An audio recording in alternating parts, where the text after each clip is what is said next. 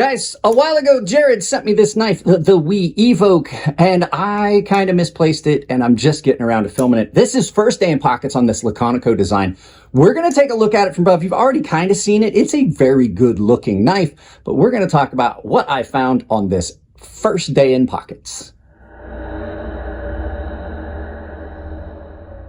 Guys, you saw the intro. This is the Wee Evoke by Ray Laconico, done in 20 CV. Now, this is the first day I've carried this. This is actually one of those knives Jared sent me, and I had it out for unboxing, and I put it in the box, and then I realized that I had not even put this in my pocket. So, typical of Ray Laconico, this is a great design. This thing on the mat is coming in just at 8 inches. So, you've got this nice almost clip point-esque drop point blade that's done in 20 CV. Beautiful titanium on this that has been stonewashed and then anodized bronze hardware, even bronze titanium thumb studs. This is a great looking knife. It is a nice, slender thumb stud and top flipper, and this is another one of those Laconico top flippers that I don't dislike. Typically, I'm not a fan of front flipper top flippers. This absolutely is another one. Ray just gets them right.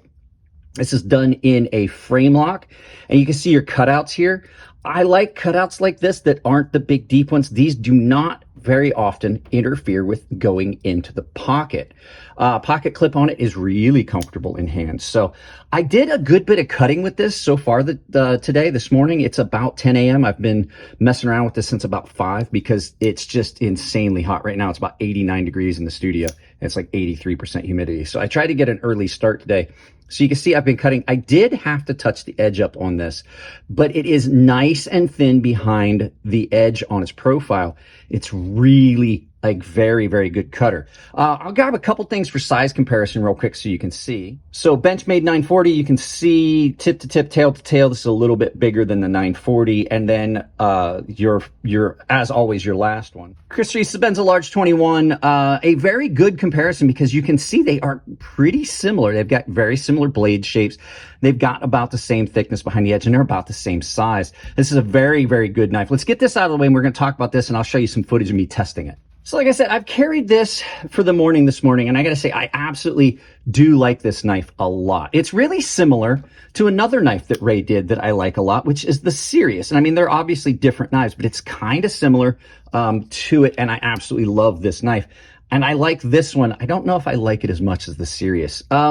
So this is a very well done blade. You've got a nice, like I said, 20 CV blade, comes down nice and thin. In hand, it's really comfortable. You've got some jimping here on the spine.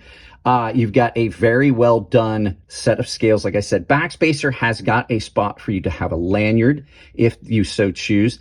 And they didn't do any weight reduction, so it gives it, I mean, it's already a light knife because it's kind of thin. It gives it a more substantial feel in hand because they didn't do that weight reduction, which sometimes too light is just, it doesn't feel quality. The lockup on it is pretty good, and the action on this for a thumb stud open is just about perfect. You can see in here, running on captured bearings. Detent ball is ceramic. So like I said, have not looked at anything on this, but I'm assuming ceramic detent, ceramic bearings. Your top flipper action is great. The area that you still have available, you can definitely use it. Now, I typically have a problem with top flippers, but on Ray's knives, he does a very good job of allowing more of the top flipper to stick up for more of the travel so that guys like me that maybe have dexterity issues or really large hands can still manipulate that. You can slow roll this if you want, or you can thumb flip it. So the action is great. Everything about it so far has been pretty good. I do have to say, though, there are a couple small things about this knife that I'm going to have to say are some little negatives. They're not horrible, and it's still a very good design. So let's flip this around and let's talk about the couple little negative things that I have found. No one likes to watch ads in the middle of a video. I don't like putting them in, but I do know that I got to support what I do here. So I partnered with companies that I know I can trust. And today's sponsor is Coffee Brand Coffee. They're delivering quality coffee freshly roasted on demand, ground to order and delivered to your door, and they're not doing anything political. So you don't have to worry about a company that you're supporting that is supporting causes that you might not agree with, because they don't support any causes. They just simply take the money and put it back into making a better product. So I would appreciate if you both support their new small business and my channel by checking out Coffee Brand Coffee and looking at their offerings.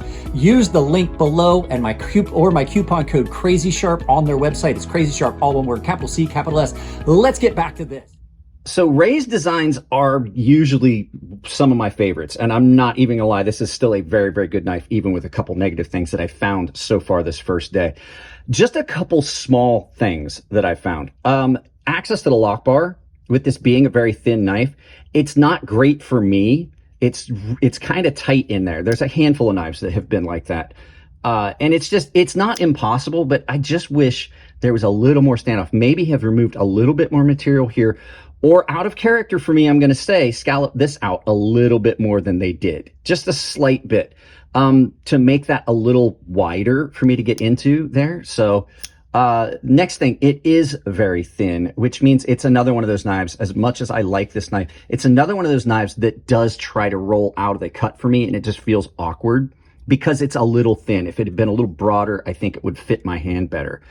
One of the last things, there is a sharp spot right here. Can you see right there at the very edge? Everything else has been chamfered over, but it just kind of looks like they missed that one spot. That is a little sharp. And with it being a thin knife and I get up in it, I can definitely feel it. It's in that area where it does get in my finger. I can feel it on my finger.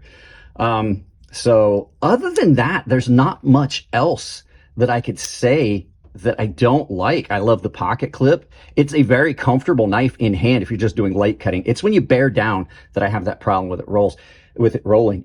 You saw some of the woodcut test. It does pretty good with the small little tasks that I did so far with it. So all in all, nice little knife so far. I wish I'd gotten into this a little bit sooner, but guys, let's turn this around, do some final thoughts, and send you out about your day. So yeah, so far I do like this knife. The little negative things I've said are just, there's kind of a me thing. A lot of times those are things that I find, they might not bother everyone, but sometimes it's just like, those are the things that just set themselves out. And usually there are just really minor things on a very good knife, because that's the stuff that you're going to find. And so when you find something little and minor, it just stands out like a sore thumb on something that everything else was done so well on. And that's why you see some of these little picky any things.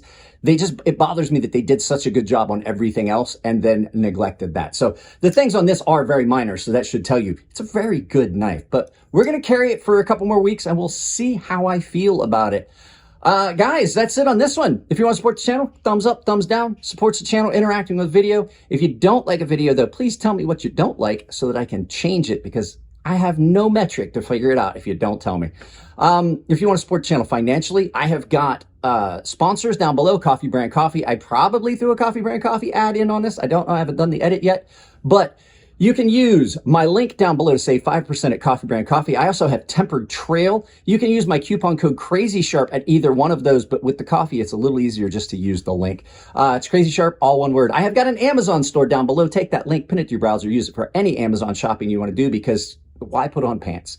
And if you want to join my membership, it's all tier-based. We all hang out in my Gilded server. Baseline and premium members are entered into the giveaways I do on the Gilded server, and the premium guys have access to a sharpening tutorial series here on YouTube behind the paywall. That's it on this one, guys. Wow, tongue-tied.